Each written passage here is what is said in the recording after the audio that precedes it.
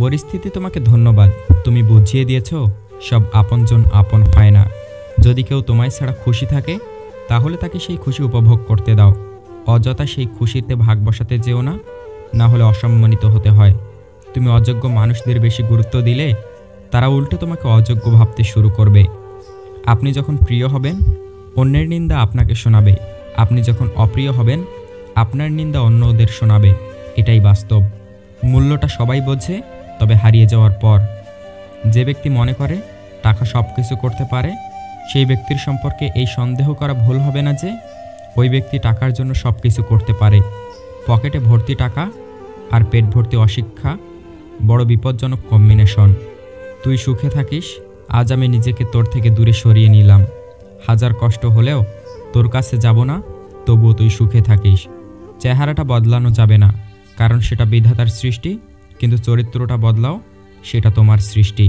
প্রতিশ্রুতি নয়, পরিস্থিতি বলে দেয় কে তোমার পাশে থাকবে আর কে থাকবে না। অসাধারণ নয়, সাধারণ হয়ে থাকতে পারাটা অসাধারণ একটা গুণ। চিন্তার প্রভাব মনের উপর পড়ে, মনের প্রভাব শরীরের উপর পড়ে, মনের ও শরীরের প্রভাব জীবনের উপর পড়ে। তাই চিন্তা ভাবনা সবসময় সৎ, সুন্দর ও পজিটিভ রাখুন এবং খুশি থাকুন। দুনিয়াটা সত্য মিথ্যার একটা সংসার। সবার সব কথা বিশ্বাস করো না। কেউ দুদিন মিষ্টি মিষ্টি কথা বললেই তাকে ভালোবেসে আপন ভেবো না।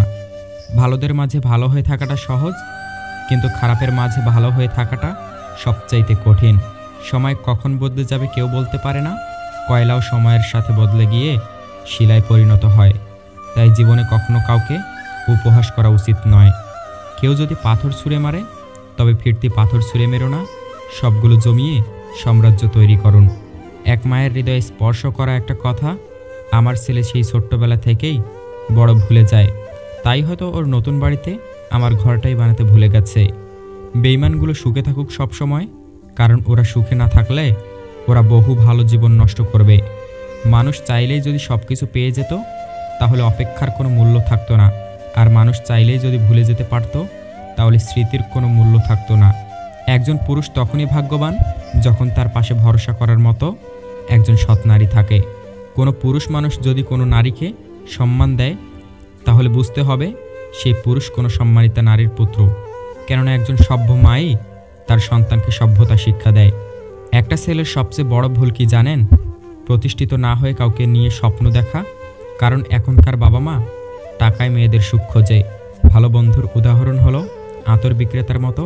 হয়তো তুমি তার আতর কিনবে, অথবা না কিনলেও সুগন্ধি অবশ্যই থাকবে। একজন সুন্দর ব্যক্তিত্ববান মানুষের কখনো সম্মান আর ভালোবাসার অভাব হয় না। মানুষ তখনই সব কিছু থেকে নিজেকে সরিয়ে নেয় যখন তার খুব কাছের এবং বিশ্বস্ত মানুষগুলো তাকে ঠকায়। নিজের পায়ে যতক্ষণ শক্তি আছে দৌড়াবেন, ক্লান্ত হলে হাঁটবেন।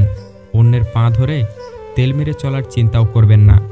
হ্যাঁ, ক্ষমা করে দেওয়া যায়, কিন্তু পুরনো অনুভূতি কখনোই ফেরে না, আর দ্বিতীয়বারও বিশ্বাস করা যায় না।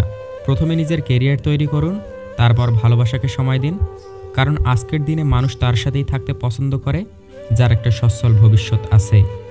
যখন দেখবেন বড় ধরনের বিপদ পাশ কেটে চলে গেছে, তখন বুঝে নেবেন আপনার কোনো গোপন দান সদকা রবের দরবারে কবুল হয়েছে।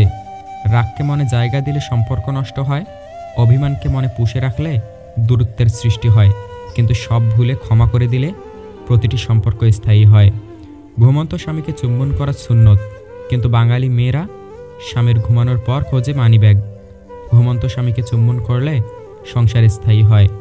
ভালোবাসা কখনো অধিকারের মধ্যে কাউকে আটকিয়ে ফেলে না, বরং তাকে নতুন স্বাধীনতা দান করে।